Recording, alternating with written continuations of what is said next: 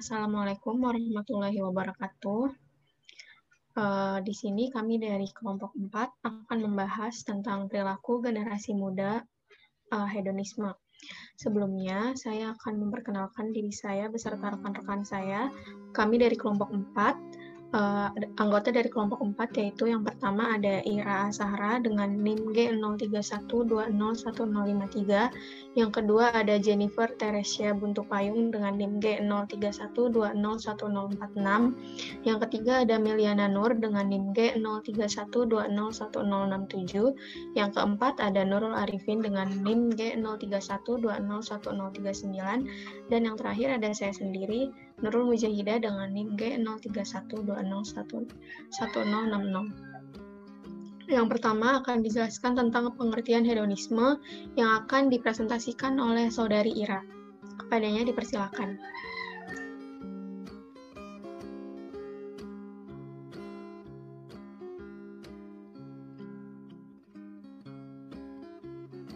Baik, terima kasih.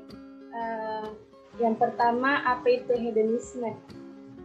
Menurut Burhanuddin 1997, pengertian hedonisme adalah sesuatu yang dianggap baik sesuai dengan kesenangan yang didatangkannya.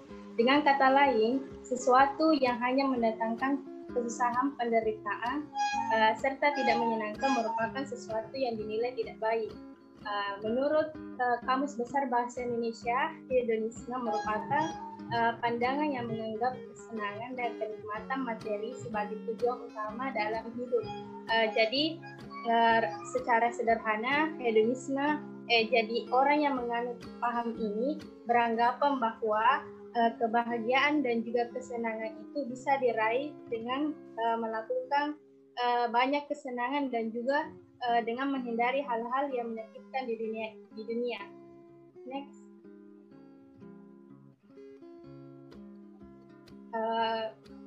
Kaum hedonis menganggap bahwa seseorang akan bahagia dengan mencari kebahagiaan sebagai kebahagiaan sebanyak mungkin dan sedapat mungkin menghindari perasaan-perasaan yang menyakitkan baginya.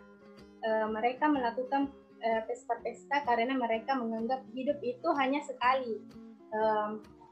Pandangan mereka terangkum dalam pandangan Epikuris yang menyatakan bergembiralah engkau hari ini, puaskanlah nafsumu karena besok engkau akan mati.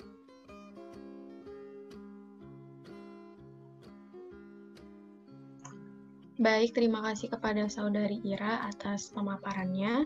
Selanjutnya akan dijelaskan tentang jenis-jenis hedonisme oleh Saudari Jennifer. Kepadanya dipersilakan.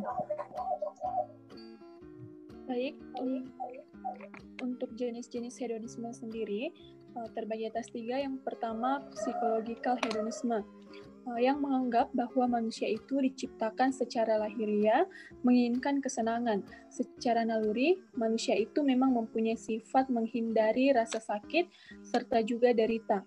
Yang kedua ada evaluative hedonisme, di mana kesenangan merupakan apa yang seseorang inginkan serta kejar. Dalam konsep evaluatif hedonisme, hanya kesenanganlah yang berharga serta rasa sakit atau ketidaksenangan merupakan hal mengecewakan atau juga dianggap sesuatu yang tidak layak untuk dirasakan. Yang ketiga ada rationalizing hedonisme, di mana seseorang mencari kesenangan tapi paham akan konsekuensinya. Contohnya, seseorang mengonsumsi nafsa untuk mencari kesenangan dan melepaskan beban masalah sejenak. Tapi mereka, para pengguna, tahu bahwa hal tersebut buruk untuk kesehatan dan juga bisa membawa ke ranah pidana. Terima kasih kepada Saudari Jennifer atas pemaparannya. Selanjutnya akan dijelaskan tentang ciri-ciri hedonisme yang akan dibawakan oleh Saudari Meliana Nur. Kepadanya dipersilakan. Baiklah, langsung saja ciri-ciri hedonisme, yaitu yang pertama, berpikir bahwa tujuan utama dalam hidup seseorang adalah kenikmatan dan kesenangan pribadi. Yang kedua, tidak peduli dengan kepentingan dan kebahagiaan orang lain sehingga menjadi pribadi yang egois. Yang ketiga, tidak pernah merasa puas dengan hal yang telah dimiliki, baik itu harta maupun keluarga. Yang keempat, sifat konsumtif konsumtif, lebih mengutamakan membeli sesuatu karena kesenangan ketimbang kebutuhan. Yang kelima, terakhir cenderung diskriminatif dan sombong melihat orang lain berdasarkan hartanya dan selalu merasa lebih baik dari orang lain. Ya, terima kasih kepada Saudari Meli atas pemaparannya. Selanjutnya akan dijelaskan faktor-faktor terjadinya paham hedonisme yang akan disampaikan oleh Saudari Nurul Arifin. Kepadanya dipersilakan. Baik, langsung saja. Faktor-faktor terjadinya paham hedonisme itu ada dua faktor. Yang pertama, faktor internal, dan yang kedua itu faktor eksternal. Nah, yang pertama itu faktor internal, yang mana merupakan faktor yang timbul dari dalam diri sendiri.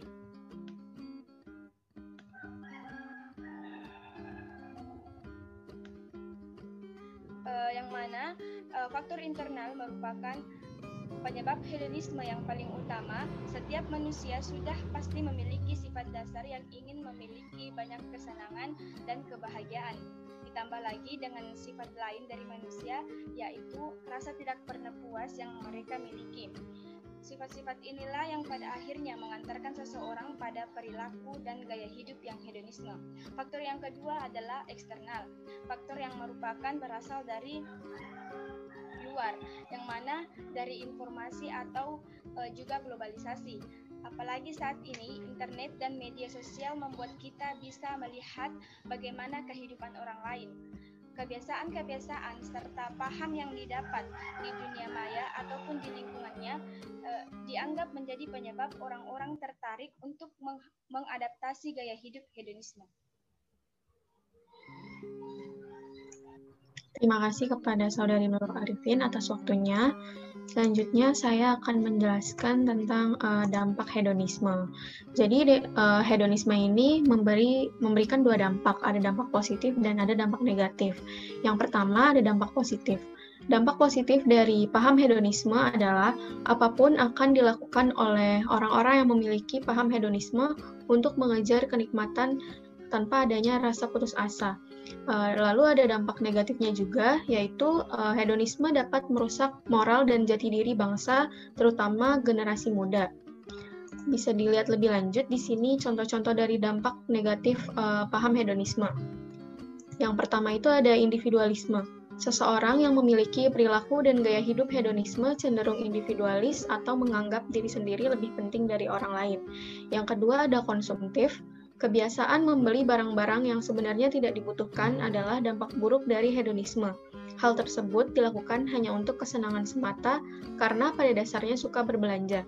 Yang ketiga ada egois. Seseorang yang memiliki gaya hidup atau perilaku hedonisme biasanya lebih mementingkan diri sendiri tanpa memperdulikan orang lain. Yang keempat cenderung pemalas. Sebagian orang yang terjerumus hedonisme juga lebih cenderung menjadi seseorang yang pemalas serta tidak menghargai waktu. Selanjutnya, yang kelima ada kurang bertanggung jawab. Seseorang dengan ideologi hedonisme juga biasanya kurang bertanggung jawab, bahkan kepada dirinya sendiri. Yang keenam ada boros.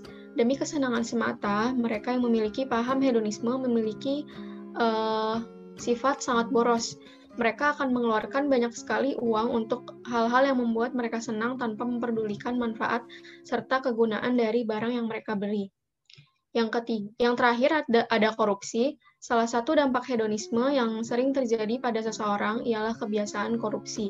Bukan hanya korupsi uang semata, namun juga bisa hal-hal lain seperti korupsi waktu, korupsi pekerjaan, serta hal yang lain sebagainya. Selanjutnya akan dijelaskan solusi untuk menghindari hedonisme oleh Saudari Ira Asahra. Padanya dipersilahkan.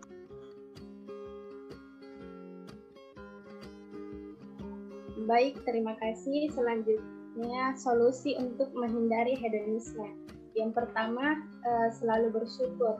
Sebagai langkah awal, kita harus tahu bahwa kebahagiaan tidak datang dari banyaknya materi dan benda-benda yang mahal harganya, melainkan berasal dari hati yang penuh syukur dalam menjalani kehidupan. Yang kedua, selektif memilih teman. Jika kita berada di sekitar orang yang menganut paham hedonisme, kita perlu selektif dalam ruang lingkup pertemanan tersebut. Kita perlu pintar menyaring apa yang baik dan buruk dari pertemanan tersebut. Yang ketiga yaitu hidup sederhana. Dengan hidup sederhana maka cara hidup kita akan lebih mengutamakan kebutuhan dibanding tuntunan nafsu semata. Next.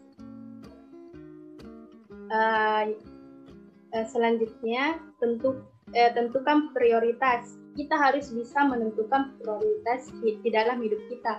Mulai dari barang yang ingin kita beli, disesuaikan dengan kebutuhan dan menanamkan pola pikir yang lebih menjanjikan untuk masa depan. Yang terakhir yaitu fokus bekerja. Daripada kita hura-hura dan menghamburkan uang, kita lebih baik mendewasakan diri sebelum terlambat. Mulailah fokus dan tanggung jawab dengan yang sedang kita jalani atau yang kita miliki sekarang. Sekian dan terima kasih. Ya, jadi itulah pemaparan materi dari kelompok kami. Terima kasih, mohon maaf. Saya mewakili rekan-rekan saya meminta maaf jika ada kekurangan ataupun kesalahan. Wassalamualaikum warahmatullahi wabarakatuh.